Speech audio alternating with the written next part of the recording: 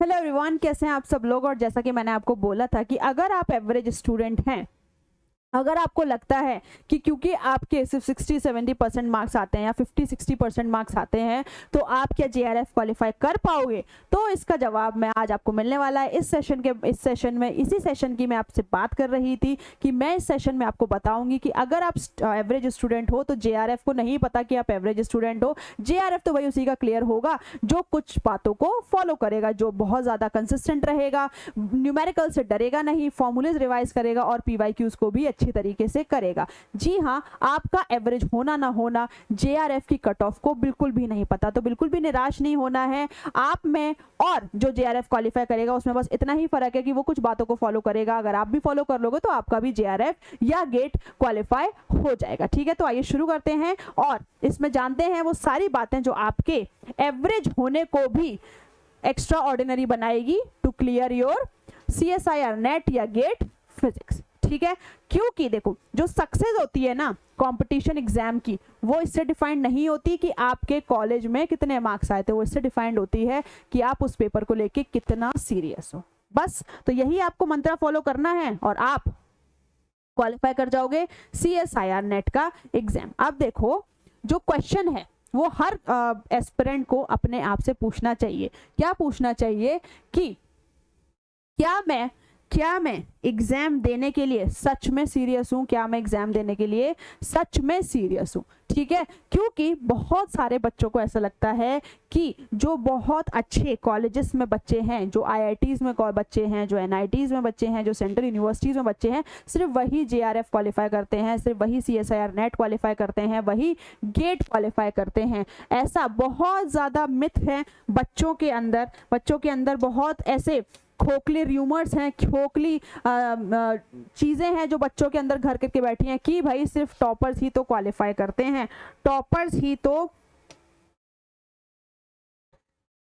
Qualify करेंगे CSIR net और gate. हम तो एवरेज बच्चे हैं, हम किसी नॉर्मल प्राइवेट यूनिवर्सिटी या बहुत ही टाउनशिप वाली यूनिवर्सिटी में पढ़ रहे हैं तो हमारा तो जेआरएफ क्वालिफाई नहीं होगा। क्यों नहीं होगा? फिजिक्स तो सबके लिए सेम है, फिजिक्स तो सबके लिए सेम है। आजकल इतना ज़्यादा प्लेटफॉर्म आप यूज़ कर सकते हो, ऑनलाइन प्लेटफॉर्म आपके लिए हेल्प के लिए आ रहे हैं कि आप घर बैठे सारी चीज़ें सॉल्व कर सको। तो एक पहली मिथ जो आपको हटानी है कि सिर्फ टॉपर कर सकते हैं, आईआईटी और एनआईटी स्टूडेंट के लिए के साथ ही ऐसा होता है कि उनको मिलता है क्वालिफिकेशन, वही उनके पास होती है और हायर इंटेलिजेंस चाहिए होती है इन सब टाइप के पेपरों को सॉल्व करने के लिए।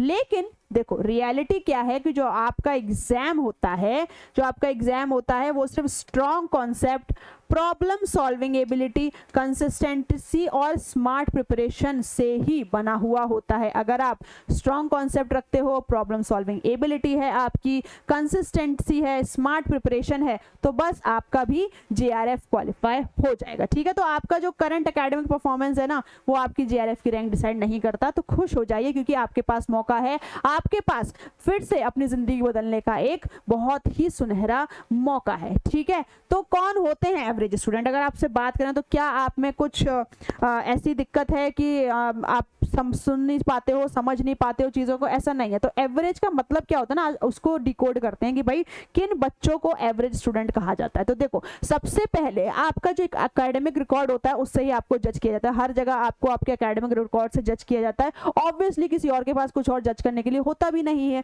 ठीक है, तो आपके एकेडमिक रिकॉर्ड से ही आपको जज करेंगे कि okay so you are excel in studies, you are moderate and you are, तो आपका कुछ नहीं हो सकता। ठीक है, तो अब हम तो एवरेज स्टूडेंट्स की बात कर रहे हैं जो 90% ऑफ द स्टूडेंट्स होते हैं। तो एवरेज स्टूडेंट का मतलब क्या है कि भाई उसका जो एकेडमिक रिकॉर्ड होगा वो कैसा होगा? एवरेज होगा, कि मतलब 60, 70, 55, 65 इस टाइप से होगा। उसको न्यूमेरिकल करने में दिक्कत आती है, ऐसा नहीं कि उसको समझ नहीं आते, उसको न्यूमेरिकल्स करने नहीं है, क्योंकि न्यूमेरिकल्स में तो थोड़ी सी मेहनत लगती है। भाई मेहनत से तो एवरेज बच्चा भागता है। ठीक है, तो ऐसा नहीं तुम न्यूमेरिकल सॉल्व नहीं कर सकते, तुम न्यूमेरिकल सॉल्व नहीं करना चाहते हो। ठीक है, एवरेज बच्चा न्यूमेरिकल सॉल्व नहीं करना चाहता है। उसकी जो फाउंडेशन होती है ना, इसीलिए जो उसकी पढ़ाई की फाउंडेशन होती है वो भी बहुत हिली डुली होती है। ठीक है, क्योंकि भाई वो कुछ तो न्यूमेरिकल सॉल्व, आप जब तक किसी चीज़ के बारे में पढ़ रहे हो और उसकी एप्लीकेशन पे आप काम नहीं करोगे तो आप कैसे अपनी फाउंडेशन को स्ट्रॉन्ग करोगे? तो क्योंकि आप न्यूमेरिकल सॉल्व नहीं करते इसीलिए आपकी जो फाउंडेशन है, जो आपका बेस है, जो आपका कॉन्सेप्ट है, वो भी हिले डुले किसी कोने में पड़े हुए हैं, ठीक है। इसीलिए आपके पास कोई क्लियर स्ट्रैटेजी नहीं होती, क्योंकि जैसे ही आप पढ़ने बैठते हो सब कुछ तो ऐसा लगता है जैसे तारे जमीन के ईशान को लगता होगा, तो आपके भी अक्षर घूमने लगते हैं, डांसिंग स्टार्स हो जाते हैं, डांसिंग अल्फाबेट्स हो जाते हैं, और आप बंद करके रख देते हो, सोचते हो कि नहीं हम ये अप्रोच अप्लाई करेंगे, ये अप्रोच अप्लाई करेंगे, लेकिन सब धरी की धरी रह जाती हैं। क्योंकि आपकी फाउंडेशन बहुत ज़्यादा शेकी है, ठीक है। तो ये होती है एवरेज स्टूडेंट। इसमें कहीं भी ऐसा नहीं है कि आप JRF क्वालिफाई ही नहीं कर सकते, ये कहीं भी नहीं है इसमें कि आप JRF क्वालिफाई नहीं कर सकते, आप गेट क्वालिफाई नहीं कर सकते, ये कहीं भी लिखा हुआ नहीं है। तो देखो, आप ये तो बात हो गई एवरेज स्टूडेंट की, लेकिन अगर कोई बच्चा करना भी चाहे, अगर कोई बच्चा करना चाहे, जैसे कि अगर मैं एवरेज स्टूडेंट हूँ और मैंने सोचा कि नहीं मुझे तो अपनी एवरेज की परिभाषा बदलनी है, मुझे तो एक्स्ट्राऑर्डिनरी बनना है, I want to clear the JRF, I want to clear GATE physics, तो मैं कैसे करूँ। लेकिन उसके बाद भी आपसे कुछ तो गलतियाँ होती हैं जो आपको आगे नहीं बढ़ने देती। वो क्या गलतियाँ होती हैं कि भाई देखो, तुम्हारा रैंडम स्टडी प्लान होता है, ठीक है, कि आज हम मैथमेटिकल फिजिक्स करते हैं, ओ शिट मैथमेटिकल फिजिक्स तो समझ ही नहीं आ रही है, EMT कर लेते हैं। EMT तो मुझे 12th में बहुत अच्छी लगती थी, EMT भी समझ में आना बंद हो गई। क्वांटम मैकेनिक्स तो किसी के भी समझ में नहीं आती है। क्लासिकल मैकेनिक्स करने बैठे तो वो बोल रहे हैं कि इसको क्वेश्चन को न्यूटोनियन मैकेनिक्स से सॉल्व करो, जबकि वो तो लैग्रांजे का क्वेश्चन है, तो वहां भी हम फंस जाते हैं। तो रैंडम स्टडी प्लान आपको नहीं करना है, मतलब कोई स्केड्यूल नहीं है आपका, कोई आपके पास बैकअप नहीं है उस सिलेबस, उस सब्जेक्ट को समझने के लिए, और आपने रैंडम स्टडी प्लान स्टार्ट कर दिया, ठीक है। आप CSIR नेट जैसे एग्जाम को फोड़ने जा रहे हो और आपने PYQs पता ही नहीं, आपको पता ही नहीं है उसमें क्वेश्चन किस टाइप के आते हैं। आपका कहीं पे इंटरव्यू होता है या फिर आपका कोई फ्रेंड होता है जो कहीं पे इंटरव्यू देने जा रहा होता है, तो आप बोलते हो ना कि यार मुझे तो पता ही नहीं है कि उसमें क्या पूछेंगे, इसका क्या मतलब है कि उसके पास PYQs नहीं है। लेकिन आपके पास तो PYQs भी होते हैं, तब भी आप क्या कर देते हो, उन PYQs को इग्नोर कर देते हो कि PYQs से क्या है, अगर मुझे कॉन्सेप्ट आता है तो मैं तो कोई भी क्वेश्चन सॉल्व कर सकता हूँ। That's a good approach, but that's not a very good approach to crack your JRF, ठीक है। तो इसलिए PYQs आपको करने ही करने चाहिए, ठीक है। और आपकी क्या होती है, poor revision habits. Poor revision habits का मतलब क्या है कि देखो, अभी CSIR नेट जुलाई में हो जाएगा 2026 का, उसके बाद आपका कब होगा, दिसंबर में हो जाएगा, लेट दिसंबर हो, अर्ली दिसंबर हो, व्हाटएवर, लेकिन दिसंबर में हो जाएगा। अब कुछ बच्चों की अप्रोच होती है कि देखो आप दिसंबर के लिए तो हम 6 महीने पड़े हमारे पास, तो हम जो रिवीजन है ना वो लास्ट के महीने में करेंगे। That is very very poor revision habit, very very poor. ऐसे अगर करोगे तो मुंह की खाओगे, कुछ नहीं होने वाला, कुछ नहीं होने वाला। देखो जो भी कंपटीशन एग्जाम होता है ना, उसमें बहुत ज़्यादा चालाकी की ज़रूरत होती है। चालाकी को हम इंग्लिश में बोलते हैं स्मार्ट प्रिपरेशन, ठीक है। आपको ऐसा नहीं है कि किसी की गुड़िया बना के उसमें सुई लगानी है, नहीं, चालाकी नहीं, आपको स्मार्ट प्रिपरेशन करनी है। स्मार्ट प्रिपरेशन का मतलब क्या होता है कि क्या चीज़ें बहुत फ्रीक्वेंटली हम करें जिससे हम JRF की कट ऑफ क्लियर कर पाए। उसमें क्या होता है, फ्रीक्वेंट रिवीजन। लेकिन आप क्या कर रहे हो, आप तो रिवीजन कर ही नहीं रहे हो, तो इसलिए आप फेल होते हो। और आप लेक्चर्स को बहुत ज़्यादा लेक्चर्स जो देख रहे हो वो बहुत ही रैंडम देख रहे हो, ठीक है, बहुत ही रैंडम लेक्चर्स देख रहे हो और आपकी कुछ समझ में नहीं आ रहा है। तो ये मिस्टेक्स अगर आप करोगे, तो अगर आप अपना पेपर क्वालिफाई भी करना चाहोगे तब भी आप पेपर वो क्वालिफाई नहीं कर पाओगे, ठीक है। तो सबसे पहले अगर आपको पेपर क्वालिफाई करना है तो पेपर के बारे में पता होना चाहिए। जैसे कि हमारे CSIR नेट में 3 पार्ट आते हैं, part A, part B, part C। ये आता है आपका जनरल एप्टीट्यूड, ये आपका आता है कोर फिजिक्स, और ये आता है आपका एडवांस फिजिक्स। ये इसमें 2 मार्क्स मिलते हैं, 3.5 मार्क्स, एंड इसमें 5 मार्क्स, टोटल बन जाता है 200 मार्क्स का। जनरल गेट में आपका 2 ही आते हैं बस, ठीक है, 3 नहीं आते हैं, 2 आते हैं। जनरल एप्टीट्यूड में 15 क्वेश्चन, इसमें 65 क्वेश्चन, टोटल 100 मार्क्स का होता है। और अगर 30 से ऊपर अगर मार्क्स ले आए तो आपका गेट क्वालिफाई हो जाता है। लेकिन कुछ बच्चे 30 मार्क्स भी नहीं लेके आ पाते। क्यों नहीं लेके आ पाते? अगेन, क्या वो एवरेज बच्चे हैं? नहीं, वो ओवर स्मार्ट बच्चे हैं। उनको लगता है कि वो रिवीजन लास्ट टाइम पे करेंगे, वो PYQs नहीं करेंगे, तब भी वो क्रैक कर लेंगे JRF या फिर गेट, ठीक है। तो ये गलती ये अपने दिमाग से निकाल दो कि ऐसा होता है। तो सबसे पहले अगर आप करना चाहते हो और दुनिया को दिखाना चाहते हो कि वेदर ठीक है मैं शायद कॉलेज में एवरेज हूँ, लेकिन मैं JRF निकालने की भी हिम्मत रखता हूँ या रखती हूँ, या गेट निकालने की भी हिम्मत रखती हूँ, तो उससे पहले सबसे पहले आपको क्या करना पड़ेगा, सेल्फ असेसमेंट करना पड़ेगा। सेल्फ असेसमेंट करने का क्या मतलब है कि आपको बहुत ज़्यादा रिवाइज करना पड़ेगा पीरियोडिकली, ठीक है, बार बार रिवाइज करना पड़ेगा। देखो दो ही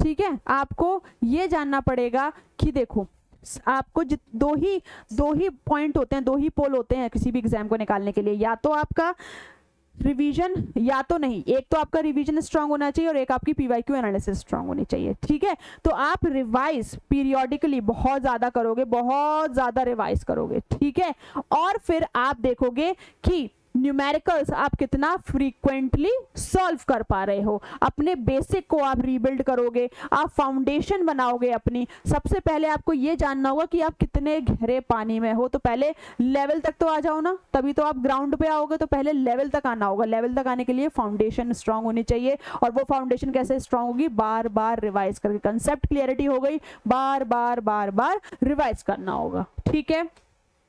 उसके बाद क्या होगा, सेकंड स्टेप क्या आएगा, सेकंड स्टेप आएगा सॉलिड फाउंडेशन। सॉलिड फाउंडेशन का मतलब क्या होता है कि जितने भी आपके टॉपिक हैं उनकी क्लियर कट सॉलिड फाउंडेशन होनी चाहिए। जैसे कि अभी आपका आ गया मैथमेटिकल फिजिक्स। मैथमेटिकल फिजिक्स में क्या है आपके, जैसे ये टॉपिक्स हैं कि वेक्टर कैलकुलस हो गई, लीनियर अलजेब्रा हो गया, डिफरेंशियल इक्वेशंस हो गई, कॉम्प्लेक्स वेरिएबल्स हो गया, और प्रोबेबिलिटी थ्योरी हो गई। तो ये जो टॉपिक्स हैं ये आप बहुत ज़्यादा इसको कॉन्सेप्ट को बहुत ज़्यादा पढ़ लोगे, क्योंकि ये जो टॉपिक हैं ये बहुत ज़्यादा फ्रीक्वेंटली पूछे जाएंगे, और आप इनकी फाउंडेशन स्ट्रांग रखोगे, इनको रिवाइज फ्रीक्वेंटली करोगे, इनके पीवाईक्यूज करोगे, तो इस तरीके से आपका एक सब्जेक्ट कंप्लीट हो जाएगा। और इसी तरीके से आप हर सब्जेक्ट में ये स्ट्रेटेजी अपनाओगे और उसको एवरेज से एक्स्ट्रा ऑर्डिनरी पर लेके आओगे, ठीक है। टॉप अब इसमें ये बात आती है कि जितने भी हमारे 9 यूनिट्स हैं फिजिक्स में, उसमें टॉप प्रायोरिटी, मीडियम प्रायोरिटी और लो प्रायोरिटी टॉपिक्स कौन कौन से, तो देखो टॉप प्रायोरिटी आपको कौन सा होता है, मैथमेटिकल फिजिक्स होता है,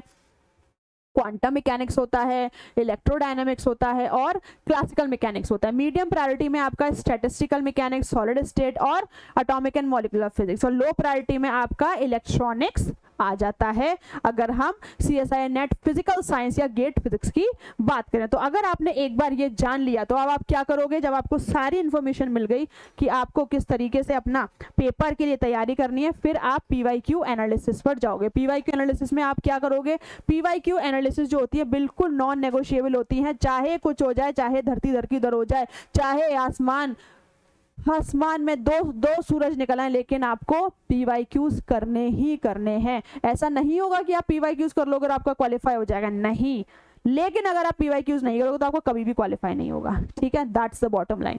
तो PYQs तो आपको करने ही करने हैं। आपको 10 साल के CSIR नेट के, 10 साल के गेट के PYQs एटलीस्ट करने हैं, क्योंकि PYQs ही वो क्लोजेस्ट रिप्रेजेंटेशन होती है जो आपको पेपर के लिए बताती है कि हाँ भाई आपका पेपर भी इस ही टाइप का आएगा, है ना। तो PYQs नहीं छोड़ने हैं, PYQs बिल्कुल भी नहीं छोड़ने हैं। और सबसे पहले मतलब उसके बाद जो स्टेप आता है वो क्या आता है कि आपको सॉल्विंग डाउट मतलब प्रॉब्लम सॉल्विंग स्किल डेवलप करनी है, क्योंकि पेपर में प्रॉब्लम सॉल्विंग स्किल ही आपका पेपर क्वालिफाई करवाएगी, ठीक है। रोज 30 से 50 MCQs आप करो और फिर देखते हैं कि कौन आपको एवरेज स्टूडेंट बोलता है, ठीक है। रोज 30 से 50 MCQs करो, 10 से 15 न्यूमेरिकल्स करो, और आप देखोगे कि आप कितने ज़्यादा फाइन हो गए हो अपने स्टडीज़ में, अपने डाउट सॉल्विंग में, आप अपने प्रॉब्लम सॉल्विंग में।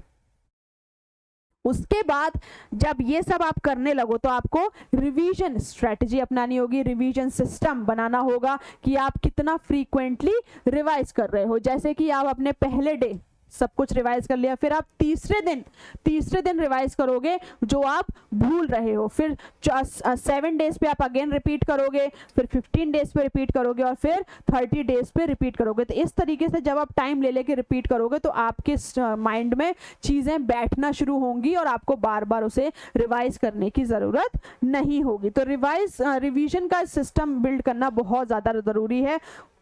उसके बाद मॉक टेस्ट आपको लगाने हैं, क्योंकि मॉक टेस्ट से आपकी स्पीड बनेगी, आपका कॉन्फिडेंस बनेगा। आप CSIR नेट को अगर टारगेट कर रहे हो तो 10 से 20 फुल लेंथ मॉक टेस्ट आपको लगा के जाने ही चाहिए एग्जाम से पहले। एक्यूरेसी बनेगी और वीक एरियाज आपको पता चलेंगे कि आपके कौन कौन से हैं। तो मॉक टेस्ट बहुत ज़्यादा ज़रूरी हैं PYQ के बाद।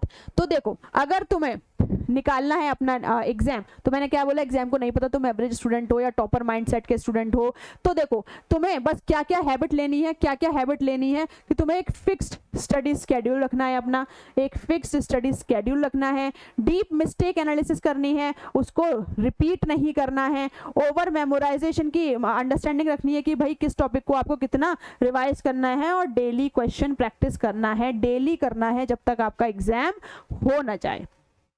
ठीक है, तो पहले देखो 1 ईयर का अगर हम देखें तो पहले के 3 महीने आप अपनी फाउंडेशन कर लो, फिर आप क्या करोगे, अगले 3 महीने आप कोर्स सब्जेक्ट कर लो, जैसे quantum mechanics, EM CM, statistical mechanics. फिर आप क्या करो, PYQs पे मास्टर कर लो और फिर आप फाइनल रिवीजन आ जाओ। अब इस चीज़ को आप 6 महीने में कन्वर्ट कर लो, क्योंकि आपके पास दिसंबर 2026 के लिए सिर्फ और सिर्फ 6 महीने बचे हुए हैं। ठीक है, तो क्या इस सब के बाद हम ये कह सकते हैं कि एवरेज स्टूडेंट अचीव कर सकता है AIR? बिल्कुल कर सकता है, अगर वो कंसिस्टेंट रहे, स्ट्रॉन्ग कॉन्सेप्ट रहे, उसके रिवीजन वो करे, स्मार्ट प्लानिंग रहे, डेली प्रैक्टिस करे और मॉक टेस्ट करे। तो कोई भी देखो, जो भी आपका जिसका भी AIR 1 आता है, 2 आता है, 3 आता है, वो पहले बिगनर ही होता है। ठीक है, तो तुम भी अपने आप को बिगनर समझ लो, आज से तुम्हारी जिंदगी शुरू हो रही है और फिर तुम AIR ला सकते हो। बस इतना डिफरेंस है तुम में और उसमें अब तक, क्योंकि अब तो तुम भी ट्रांसफॉर्म करोगे कि वो कंसिस्टेंट रहते हैं और आप कंसिस्टेंट नहीं रहते हो। ठीक है, तो कंसिस्टेंट रहो, बी अ टॉपर।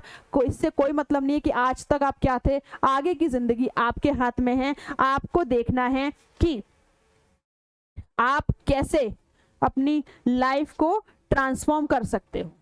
ठीक है, और उसके लिए अगर आपको किसी का साथ मिल जाए, साथ एज एन अकेडमिकली अगर आपको उसका साथ मिल जाए तो वो भी अच्छी चीज़ है। अब जैसे देखो, हमारे पास जो अभी जितने भी बच्चे जून 2026 का एग्जाम दे रहे हैं, तो उसके लिए हमारे पास सारांश बैच है। ये आपका क्रैश कोर्स बैच है, लेकिन तब भी हम इस क्रैश कोर्स बैच में आपको फुली रिकॉर्डेड कोर्स दे रहे हैं, PDFs दे रहे हैं, उसकी असाइनमेंट्स दे रहे हैं, मेंटोरशिप प्रोग्राम दे रहे हैं और डाउट सेशन भी दे रहे हैं। तो अभी भी आपके पास 1 महीना है, आप इस बैच को खरीद सकते हो। अभी 50% ऑफर चल रहा है, क्योंकि ये बैच 5,000 का है, लेकिन जश्न कामयाबी की वजह से, इन सारे बच्चों की वजह से जो इतना अच्छे अपनी रैंक लेके आए, आपको ये बैच सस्ता मिल रहा है। कितने का? 4-5 हजार से सिर्फ 2,000 है, मतलब 4,999 से 1,999 का मिल रहा है। आपको कोई भी जानकारी चाहिए हो रिलेटेड टू दिस, तो आप इस नंबर पे कॉल कर सकते हैं 9136597244 पे। आपको और हो सकता है कि कोई कूपन या एक्स्ट्रा 10% डिस्काउंट भी मिल जाए। अगर आप दिसंबर 2026 को टारगेट कर रहे हैं, गेट 2027 को टारगेट कर रहे हैं, IIT जैम 2027 या CUT PG 2027, तो आपके लिए है 1 ईयर फुली रिकॉर्डेड स्वाध्याय बैच। और स्वाध्याय बैच आपको कितने का मिल रहा है? 4,500 का, अगेन ड्यू टू जश्न कामयाबी, वरना ये बैच आपको 8,999 का मिलेगा। ठीक है, तो आप इसको भी ले सकते हो। ये एक्सेस रहने वाला है आपके पास जब तक आपका एग्जाम नहीं हो जाएगा। इसका एक्सेस आपके पास तब तक रहेगा जब तक आपका एग्जाम नहीं हो जाएगा। अगर आपको इसके बारे में कुछ भी जानना हो, just give it a call 9136597244। और तीसरा हमारा है 2 year fully recorded batch for CSIR NET June 2027, GATE 2028, IIT JAM 2028 या CUT PG 2028। Fully recorded batch है, मतलब आप कभी भी इसको पढ़ना चाहें आप पढ़ सकते हैं, अपने पेस पे पढ़ सकते हैं, आप असाइनमेंट अपने पेस पे सॉल्व कर सकते हैं, FLTs अपने पेस पे सॉल्व कर सकते हैं। ये बैच आपको 12,999 का मिल रहा है और 6500 को मिल रहा था, अभी मिल रहा है 50% ऑफ 6500, लेकिन फिर से ये महंगा हो जाएगा, तो अभी इसे ले लो। किस नंबर पे कॉल करनी है तुम्हें? इस नंबर पे कॉल करनी है 9136597244 पे। और क्या क्या फीचर्स हैं इसके देखो सारे, अगर तुम 1 ईयर फुली रिकॉर्डेड लेते हो, 2 ईयर फुली रिकॉर्डेड लेते हो या फिर सारांश लेते हो, कंप्लीट रिकॉर्डेड लेक्चर्स मिल रहे हैं तुम्हें, क्लास स्लाइड्स मिलेंगी तुम्हें, मेंटोरशिप प्रोग्राम मिलेगा, डाउट सेशंस मिलेंगे, कॉम्प्लीमेंट्री असाइनमेंट्स मिलेंगे, all India test series with ranking मिलेगी, और एक्सेस कब तक रहने वाले हैं? जब तुम्हारे एग्जाम तक, ठीक है। तो तुम एवरेज स्टूडेंट हो, कोई दिक्कत नहीं है, तुम बन सकते हो JRF रैंकर, AIR ला सकते हो अगर तुम हमारे साथ हाथ से हाथ मिला के चलोगे, क्योंकि हम तुम्हें डाउट सेशंस देंगे, हम तुम्हें मेंटोरशिप देंगे, हमारे साथ आपको पता लगेगा कि और जितने भी बच्चे हैं वो कितना बेहतर परफॉर्म कर रहे हैं। तो जाओ, बैच खरीदो और अपनी जिंदगी की एक नई शुरुआत करो। तो I wish you all the best. Thank you so much.